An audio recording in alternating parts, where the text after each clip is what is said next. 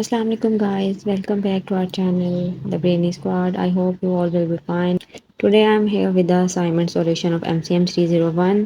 So let's start. हमारा है communication topic है हमारा कम्युनिकेशन तो इसको हम रीड आउट कर लेते हैं process of communication start with an idea formed by the sender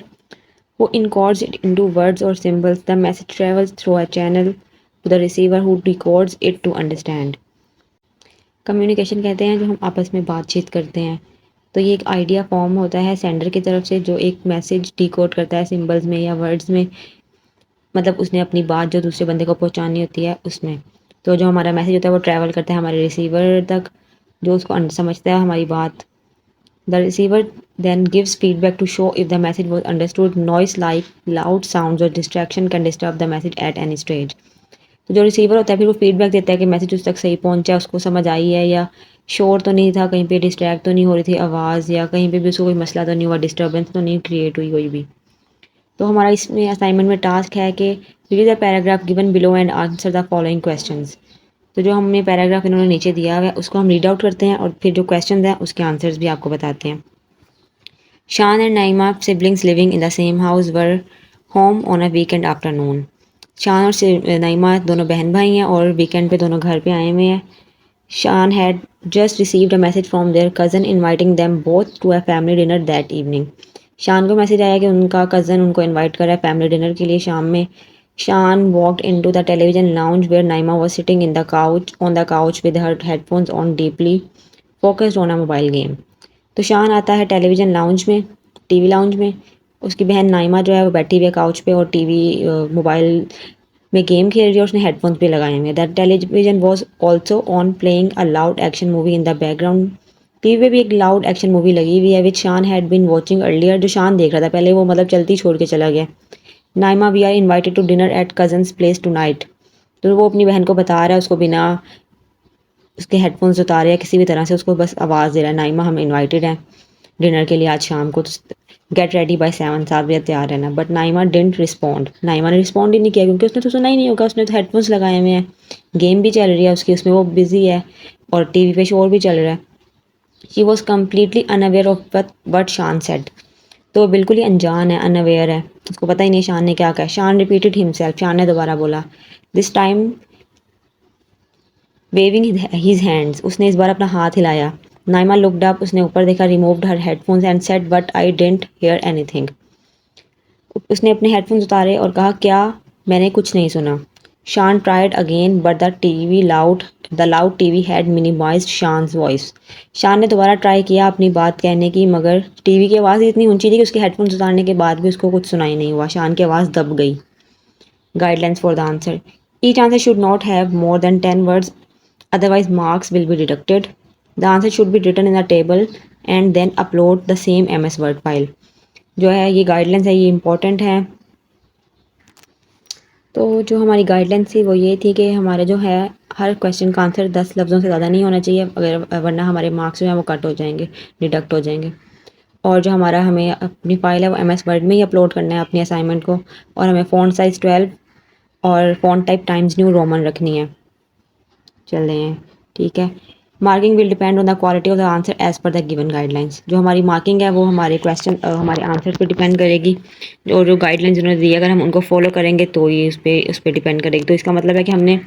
answers को शॉर्ट रखना है और पॉइंट टू द पॉइंट रखना है ताकि हमें मार्क्स भी मिलें और हमारी बात भी क्लियर हो जाए हमारा जो इंस्ट्रक्टर है उसको हमारी बात समझ में आ जाए तो चलिए क्वेश्चंस पढ़ लेते हैं क्वेश्चंस क्या हैं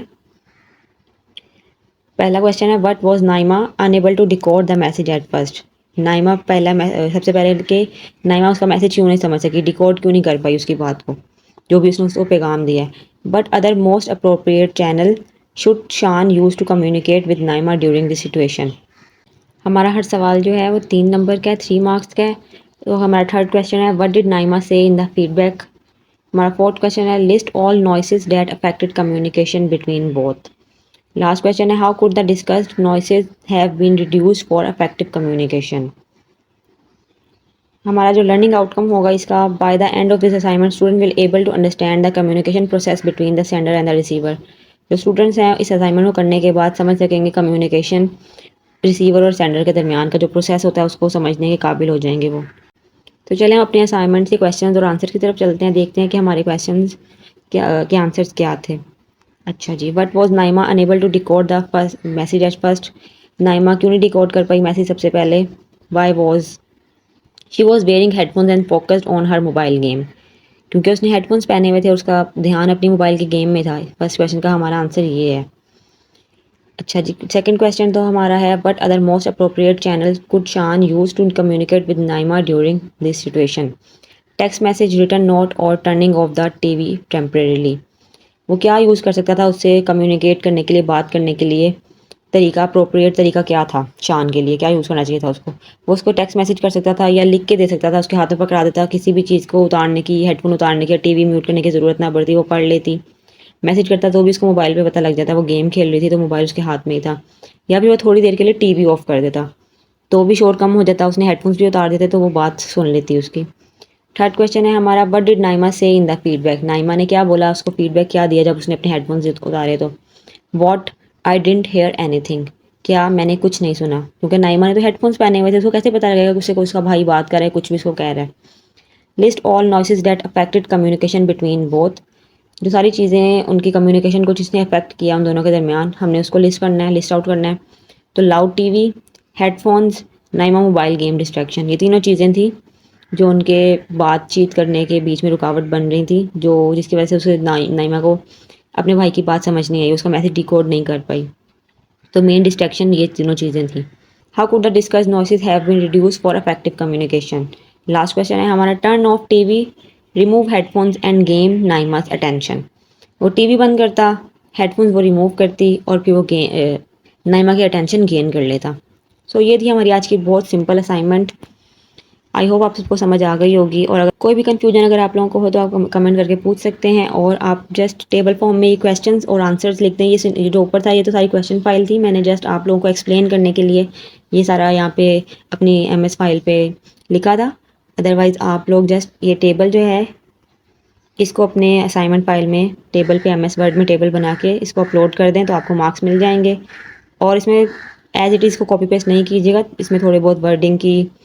चेंजेस कर लीजिएगा, वरना आपके मार्क्स कट हो सकते हैं, प्लेगरिज्म आ सकता है। सो अपने मार्क्स पे ध्यान दीजिएगा, अपने आपके मार्क्स का सवाल है तो अपनी असाइनमेंट खुद बनाए, यही बेहतर है। Do not copy paste your assignment, never ever. So आज की वीडियो में इतना ही, फिर मिलेंगे। अल्लाह हाफिज़।